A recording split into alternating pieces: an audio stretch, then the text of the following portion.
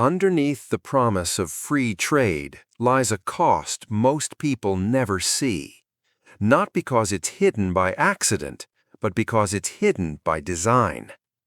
For centuries, trade has been sold as a universal good. Remove barriers, lower tariffs, let goods flow freely across borders and everyone wins. Cheaper products, faster growth, rising prosperity. That's the story repeated in textbooks, political speeches, and economic summits. But history tells a more complicated truth. Trade has never been free. It has only shifted who pays the price. To understand this, we need to strip away the modern language and go back to where large-scale trade first reshaped societies. In the ancient world, long-distance trade connected empires, but it was never neutral. When Rome flooded its markets with cheap grain from Egypt and North Africa, Roman citizens benefited. Bread was affordable. Urban unrest stayed manageable. But Italian farmers were quietly destroyed. They couldn't compete with state-subsidized imports. Their land was bought up by elites, turned into vast estates worked by slaves. Free trade fed the city and hollowed out the countryside. The same pattern repeated again and again. During the medieval period, trade routes created immense wealth for merchant cities like Venice and Genoa.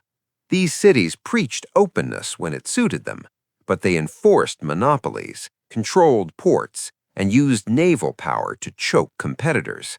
For the merchant elite, trade was freedom. For everyone else, it was dependency.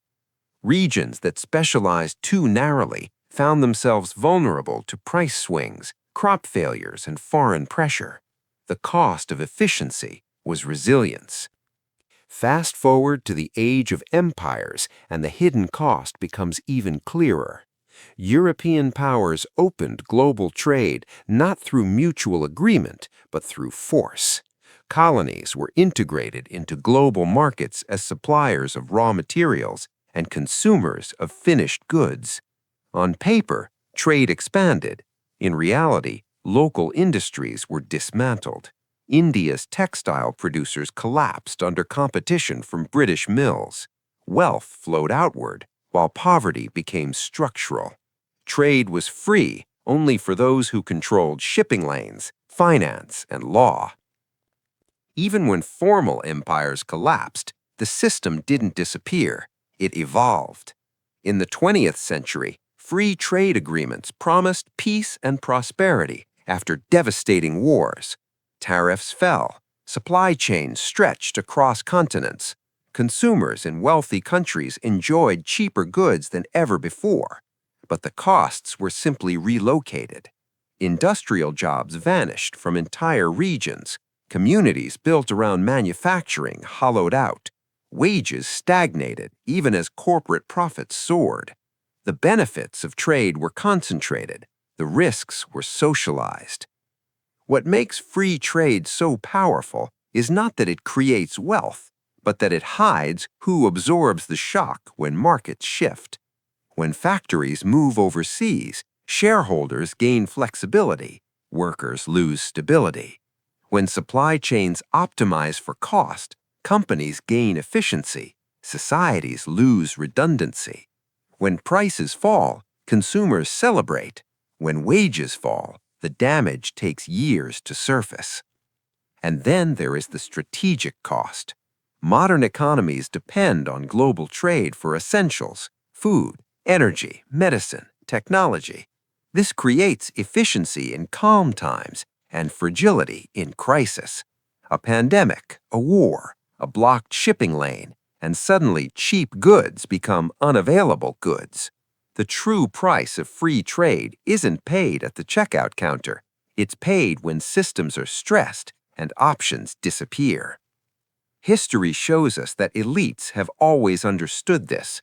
That's why they rarely expose themselves fully to the downsides. Powerful states subsidize key industries while preaching free markets abroad. Corporations diversify supply chains while workers remain tied to a single paycheck. Financial capital moves instantly. Labor cannot. Trade may be free, but mobility is not. This imbalance is not accidental. It is structural. Free trade prioritizes efficiency over security, scale over sovereignty, and price over resilience. These trade-offs can work for a time, but every system optimized for speed eventually collides with reality. When it does, the bill comes due. The hidden cost also shows up politically. Regions that lose from trade don't disappear quietly. They destabilize democracies, fuel resentment, and fracture social trust. Economic theory may say that losses will be reallocated. History shows they are often ignored instead. None of this means trade is inherently bad. Trade built civilizations. It spread ideas, technology, and culture. But pretending trade is free is the real danger. Every trade system creates winners and losers. The only question is whether the costs are acknowledged or buried. The ancient world understood this better than we do. Empires stockpiled grain.